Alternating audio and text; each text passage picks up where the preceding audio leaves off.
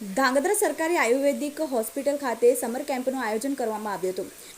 આજરોજ ધાંગધ્રા શહેરમાં આવેલી સરકારી આયુર્વેદિક હોસ્પિટલ ખાતે ડૉક્ટર કોમલબેન અને યોગ ઇન્સ્ટ્રક્ટર ભારતીબેન દ્વારા નાના બાળકોનો સમર કેમ્પનું આયોજન કરવામાં આવ્યું હતું, જે તારીખ 3/6/2024 થી 7/6/2024 સુધી રહેશે, જેમાં બાળકોને અલગ અલગ ઊંચાઈ વધારવા, પાચન શક્તિ વધારવા તથા બાળકોની યાદશક્તિ વધારવાના આસનો કરાવવામાં આવશે અને ભ્રમરી અને કપાલભાતિ, અનુલોમ વિલોમ, શીતલી ત્રાટક, શીતલી ઉદ્ગીત મુદ્રાનો અભ્યાસ કરવામાં આવશે અને સાથે સાથે બાળકોને વિવિધ રમત પણ રમાડવામાં આવશે।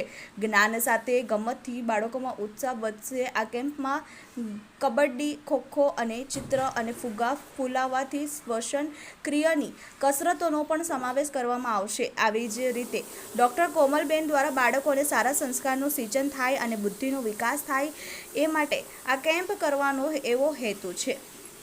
નૈના જોશી, ટીવી18 ન્યૂઝ, ધાંગધ્રા।